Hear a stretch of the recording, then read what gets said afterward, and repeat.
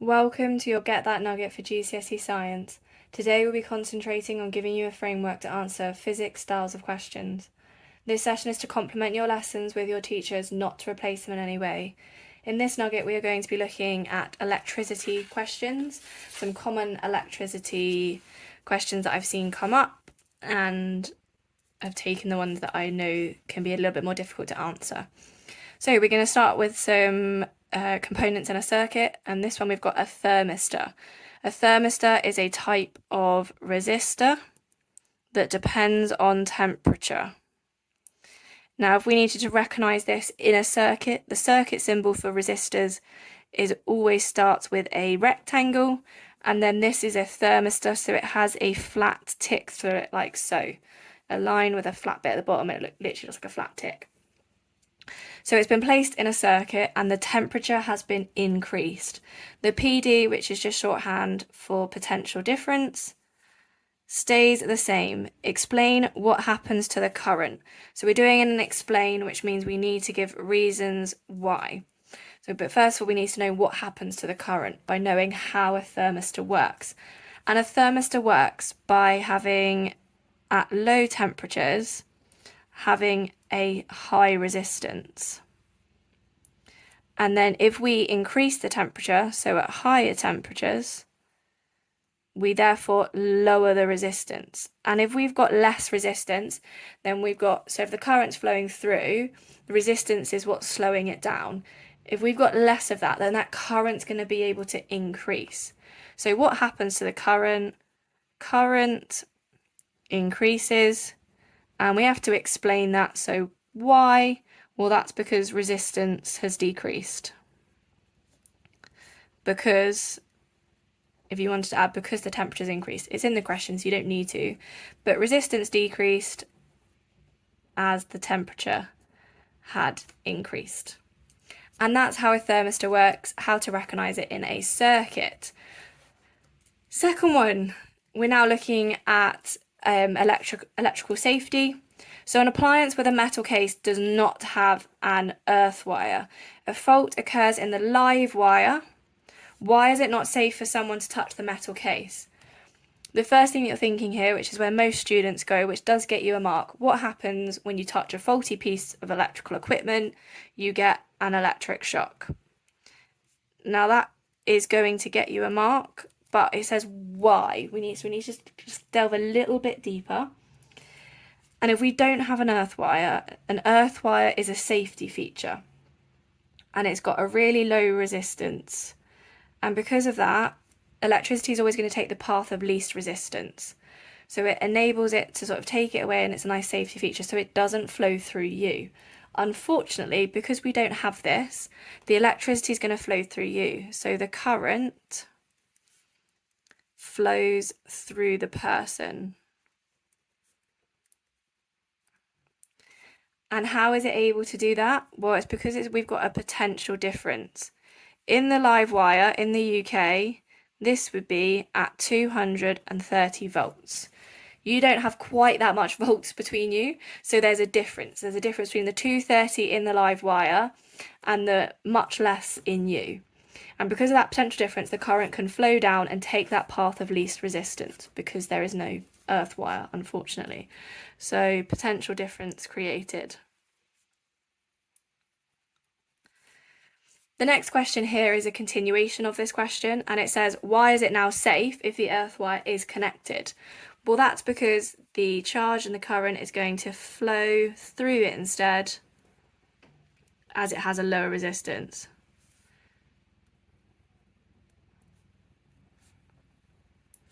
So it's going to take, like I said, the path of least resistance. So we've got a lower resist. Don't know why I put my T in there already. Resistance. Good thing spelling of most parts doesn't count in science. Do need to spell some words correctly, but resistance isn't one of them. It looks like the word resistance, so I wouldn't lose any marks.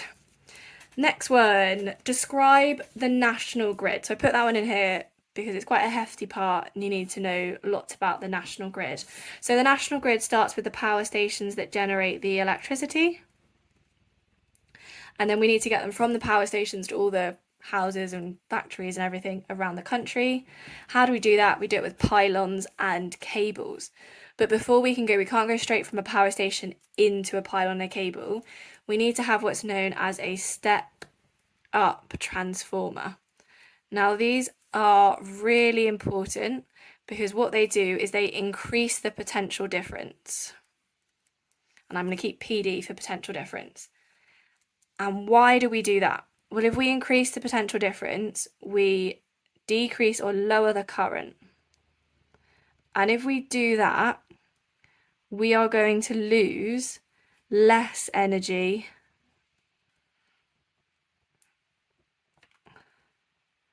as heat, which brings us to the pylons and cables. So they have a much, much, much higher voltage than 230 volts, ridiculously high. The pylons and cables are going to take all that electricity around the UK, but they're taking it around with that lower current, so we're losing less energy as heat, so they are way more efficient. That is a common question. You need to make sure as well it's increase in potential difference, not an increase in electricity, nothing else. It is an increase in potential difference. After the pylons and cables, before we can go into the homes, because this potential difference is so high, we now need to have a step down transformer. And that's going to do the opposite of a step up, and it's going to decrease that potential difference back down to the 230 volts because that is much safer. It's safer for your house, you're not going to do anything silly. And that's the national grid. Not too many parts to it, but some reasons there that you need to remember that I've highlighted here that you could be asked about. Last question, what are the differences in readings on the voltmeter and ammeter in a series and parallel circuit? I included this one because we can go over lots of information now around these two different types of circuits. A series circuit is where everything is in one loop, and a parallel circuit has more than one loop.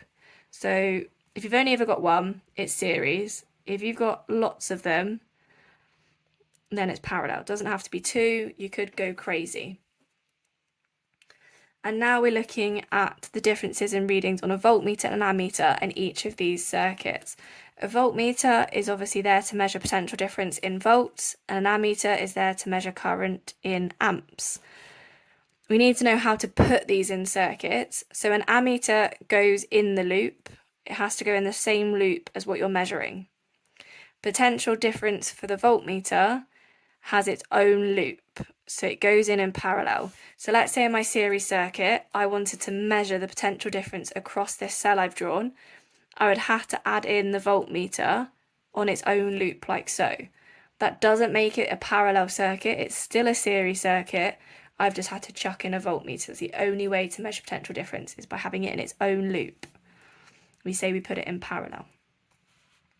So, question now though, now we've got some of our background knowledge. What are the differences in readings on the voltmeter and ammeter in series and parallel circuit? So we need to understand then how potential difference in current behave in a series and a parallel and look at the differences between those. The quickest way for me to do that with you, so you've got all the knowledge, is I'm going to put it into just a little table here. We've got series and parallel, and then I'm going to have a box for current or a row for current and a row for potential difference. So let's talk about current in a series circuit first. No matter where I put the ammeter, because the ammeter is measuring current, so it's got to flow through it, it's going to be the same. So I could put the ammeter here, I could put it here, here, it doesn't matter. It's always going to do the same reading. They're always going to be exactly the same. It's slightly different in a parallel circuit. They're never the same, I'm afraid. So where this is the same, parallel is different. And that's because we've got multiple paths that the current can take. You can go down here and then round the first loop, or when it gets to here, it could go even further down and round and back up. So what we say here then is the total current splits between components in the different loops.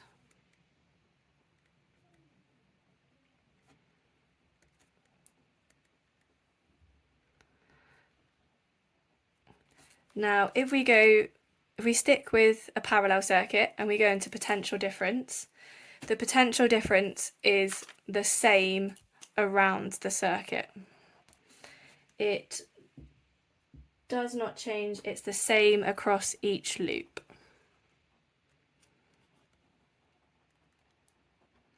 So where these are both the same, this is therefore going to behave sort of similarly.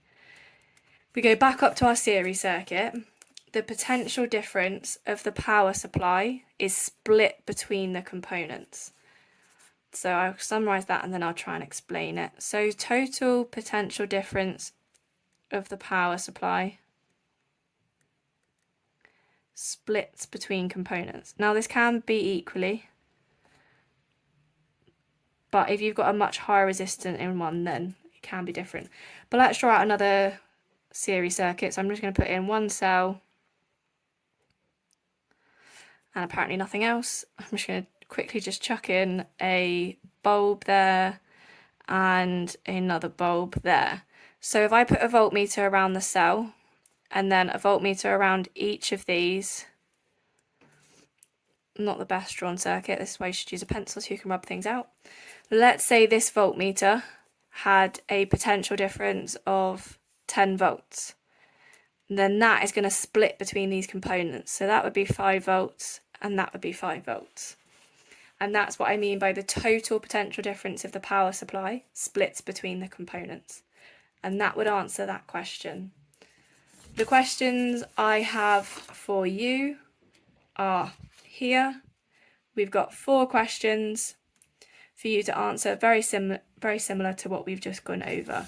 So there's everything from thermistors to electric shocks, to some plugs, to the national grid, to some stuff on series and parallel circuits.